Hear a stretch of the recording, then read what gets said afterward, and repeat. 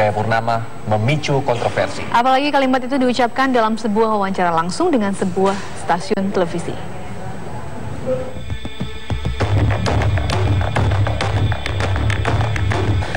Semenjak menjadi Wakil Gubernur DKI Jakarta, wajah dan nama Basuki Cahayapurnama sering muncul di berbagai media massa. Ahok semakin sering muncul saat naik menjadi gubernur menggantikan posisi Joko Widodo. Namun pemberitaan Ahok tak hanya soal kinerjanya, sebagian diantaranya mengenai temperamennya. Selama ini Ahok dikenal sebagai sosok yang keras dan kerap kali berkata kasar. Beberapa kali ia terlibat perdebatan panas dengan sejumlah pihak. Saat menjadi wakil gubernur, dia berdebat panas dengan seorang mahasiswa yang mengkritiknya. Kami kepada pihak gubernur, kami berharap bahwa jangan gunakan kalimat mana janji Anda. Saya tidak suka Anda bilang mana janji Anda, tidak boleh keluar kalimat tadi. Dalam sejumlah rapat resmi, temperamennya kerap tak terbendung. Pegawai bisa punya budget itu bagus semua. Kami akan kejar pajak Anda juga. Kami akan audit. Sama transparan. Kami akan kejar. Uang bapak kumpulkan baik kemana saja. Kami juga mau audit. Tolong periksa juga. Semua organisasi diperiksa. Jangan diikut-ikut juga. Anda mau keras, jangan keras Pak. Anda minta kami sudah lakukan itu Pak. Mantan Bupati Belitung Timur ini bahkan pernah cekcok dengan seorang pengacara di halaman balai kota. Gubernur Ahok bahkan sampai menggebrak mobil dinasnya. Bukan, karena pohon dari satu tur. Jangan kemana? Jangan kemana? Ini memperjuangkan apa? Jangan. Jangan. Kalau ada pohon dari Puncak dari kontroversial Ahok terjadi ketika dia diwawancara dan disiarkan langsung oleh sebuah TV swasta. Meski sudah diingatkan oleh presenter, suami Veronica Tan ini tetap mengeluarkan kata tak pantas yang keluar dari mulut seorang gubernur. Selang beberapa hari kemudian, ia meminta maaf melalui media sosial. Namun, ucapan kotor sang gubernur telanjur terlontar dan didengar oleh publik.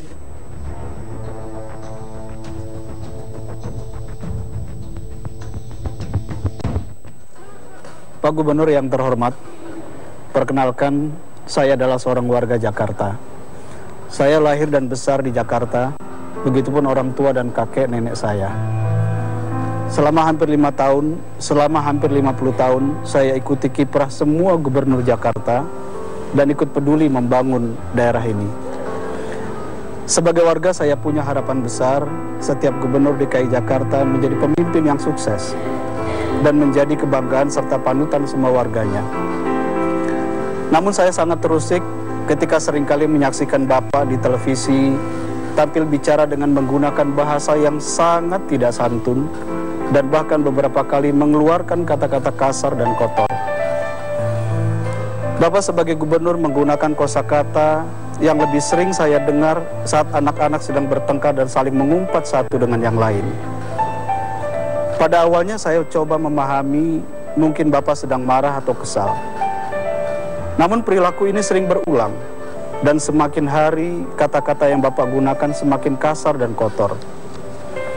Pak Gubernur, puncak kegundahan dan kekecewaan saya muncul saat menyaksikan wawancara Bapak pada salah satu stasiun televisi.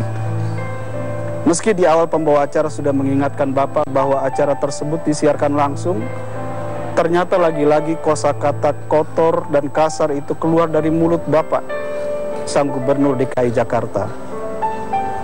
Pak Gubernur yang terhormat, apakah Bapak tidak menyadari bahwa sekian juta masyarakat Indonesia menyaksikan acara tersebut?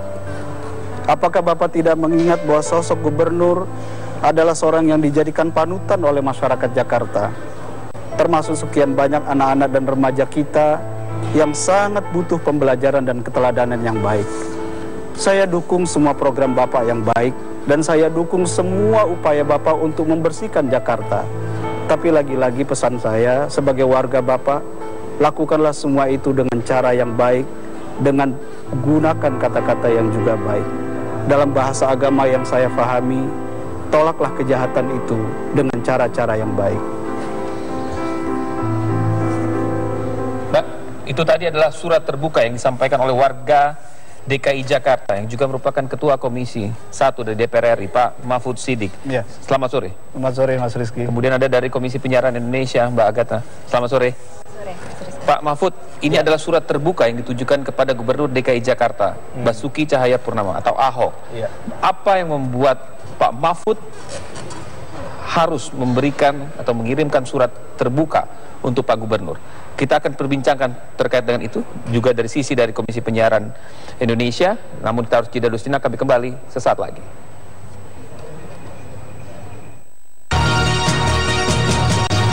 Bersama kami di Kabar Petang, bersama saya Muhammad Rizky dan dua narasumber saya di sini, ada Pak Mahfud Siddiq dan juga Mbak Agatha.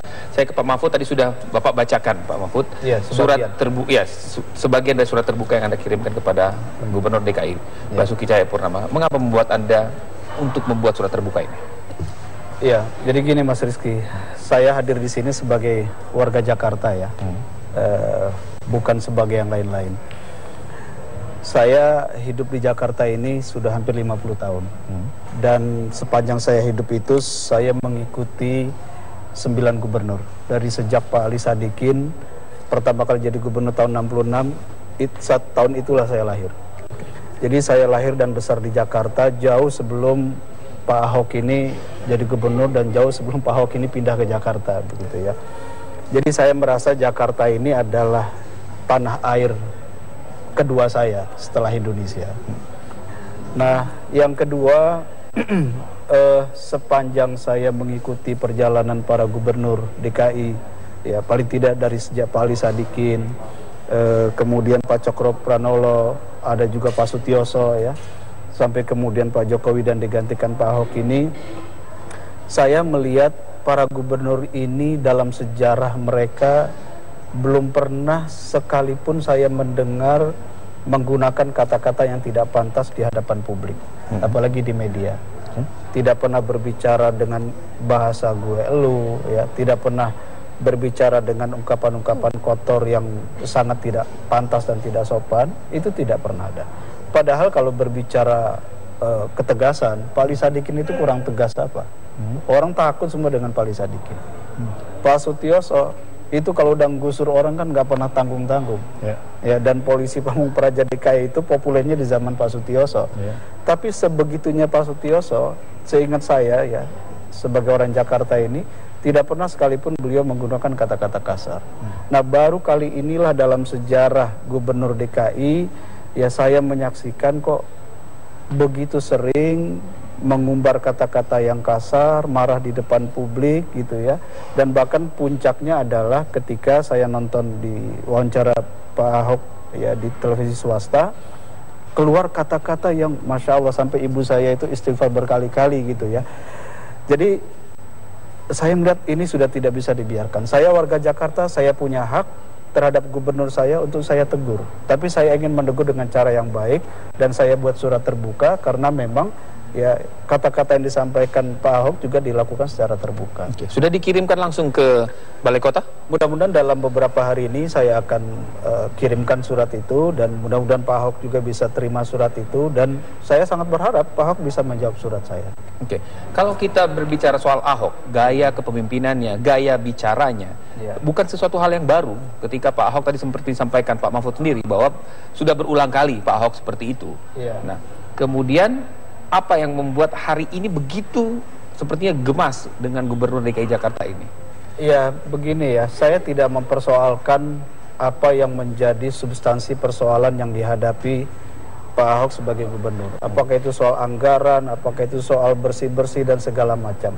Segala sesuatu yang baik yang memang itu menjadi kewajiban gubernur, silakan jalankan dan masyarakat akan mendukung.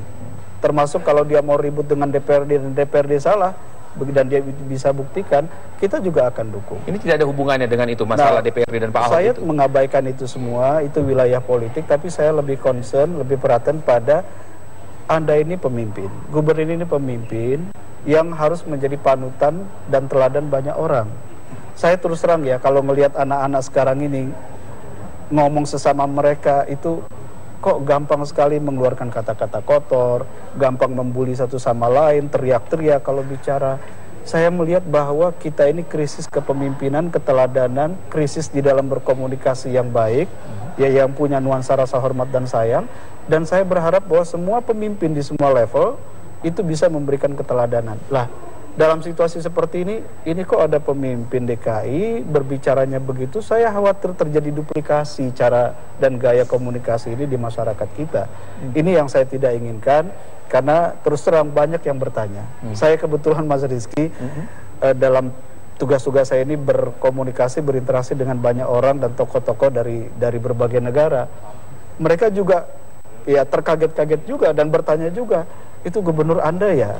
Iya, saya bilang itu gubernur. Kok begitu? Mereka juga komplain apa soal terkaget, terheran? Mereka ya mungkin itu di luar kerangka referensi dan pengalaman mereka. Kok ada pemimpin formal, pejabat publik, gaya bicaranya seperti itu. Jadi mereka pun bertanya, ya saya tetap harus menjaga kehormatan siapapun ya, selama dia pemimpin kita.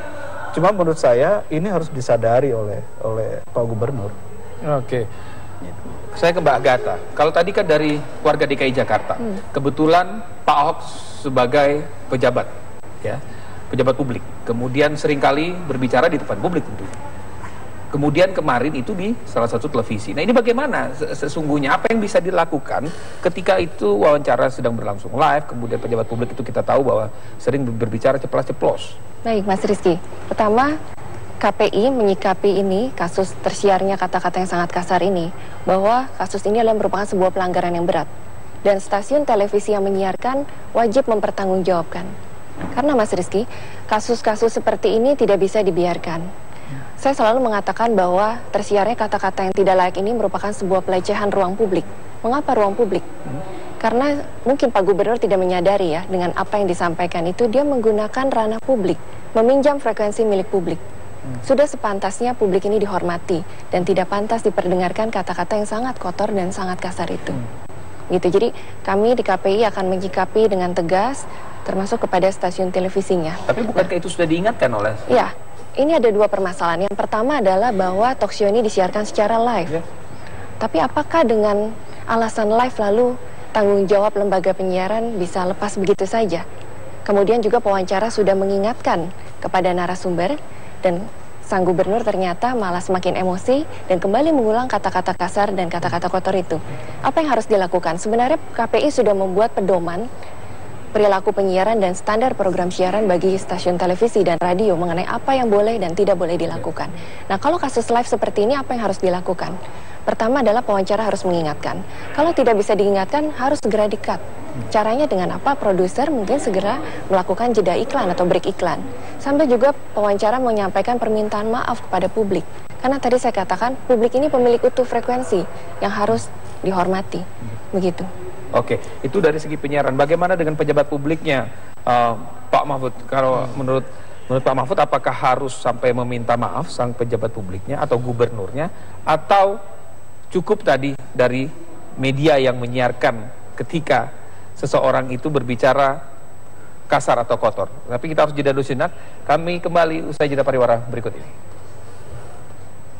Yang disampaikan Gubernur DKI Jakarta Basuki Cahayapurnama atau Pak Ahok. Pak Mahfud, dari gaya kepemimpinan, gaya bicara Pak Ahok itu memang seperti di luar kebiasaan banyak orang, ya kan? Dia dibilang tegas, keras, ya kan? Kemudian berapi-api, bisa dibilang temperamennya tidak terkontrol karena kita beberapa kali lihat di media bicara itu.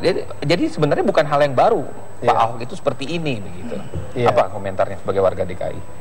Ya begini ya, Tuhan itu kan menciptakan manusia, salah satunya diberikan kemampuan untuk beradaptasi dengan lingkungan yang baru, dengan situasi dan kondisi.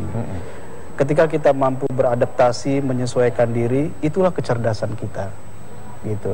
Tapi ketika kita tidak mampu menggunakan kemampuan yang Allah berikan Tuhan berikan untuk mengadaptasi, menyesuaikan diri, ya berarti disitulah kendala dari kecerdasan kita. Maksudnya Pak Ahok nggak cerdas? Bukan. Saya ambil contoh begini.